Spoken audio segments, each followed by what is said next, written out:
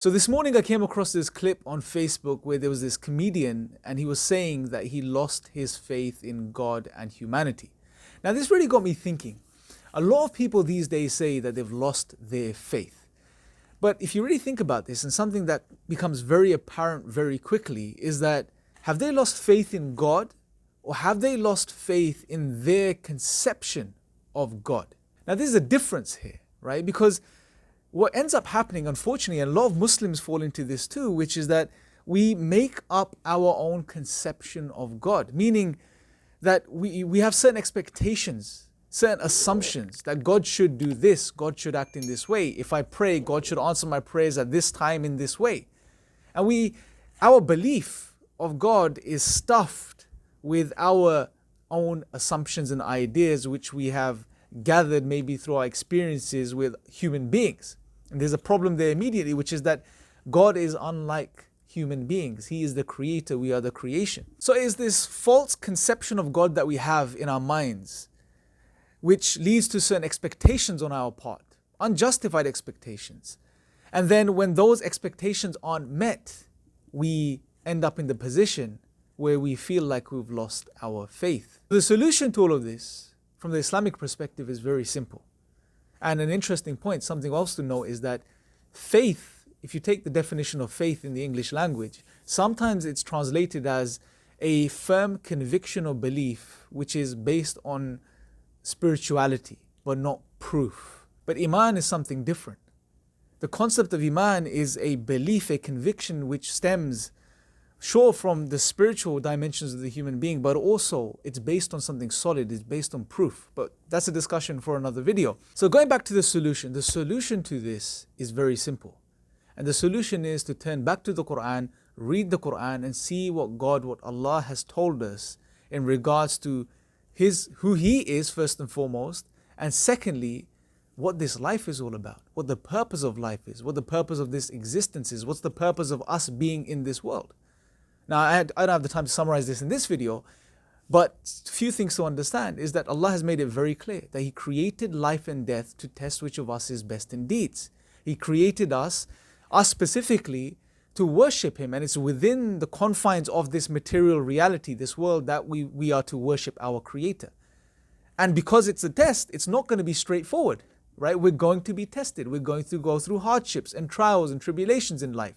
That's no reason to lose faith in Allah, because Allah's already made it clear that this is the nature of life. Remember, this is not paradise. This is not Jannah. That's coming in the next life. So the point is, when we really get to grips with the Quran and what it says in regards to life, if you like, the philosophy of life, what life is all about, what our existence is all about, then things become very clear. And you're no longer in the position where you would lose faith in Allah, in God, because now you understand what's going on. Sometimes when you make dua, when you pray and you're going through a hardship, and those prayers aren't answered in the way that you expect them to be answered, that's no reason to lose faith anymore. That's reasons to understand that maybe what I'm wanting is maybe not really good for me in this situation. And maybe God delaying answering my prayer, it is probably great wisdom in this. And also we know from our tradition, and again I can go on and on, that even in difficulties and hardships, there are beautiful lessons to be learned. There are things to be gained. We develop through those moments. And if we always pray to be, and expect that God should just remove us immediately from those difficulties and hardships, well, how would we grow? How would we learn the lessons that are encapsulated within those moments, those hard moments of our lives? And inevitably, it's all good for the believer anyway.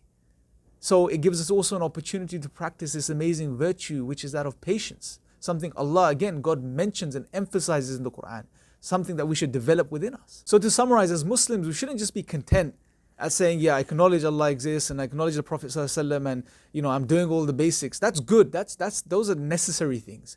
But a Muslim should also be someone who understands what God has told him in regards to this life and why we're here and what we're going to face and how things are going to be sometimes and how we deal with those situations. Because once we come to terms with these things, there's never an opportunity or there's never a time, inshallah, where we will be in the position where we say, I've lost my faith, or my faith is wavering, or I don't know if I believe anymore. Don't make up your own conception of God. Don't have your own ideas about what God should do and how God should act and when He should act and when He should answer your prayers in which way, etc. That's not up to us. We are limited human beings. Know that Allah knows best and He wants best for us. And He is the one that's facilitating for us. And at the end of the day, it's good. It's all good. Just be patient. Keep your trust in Allah.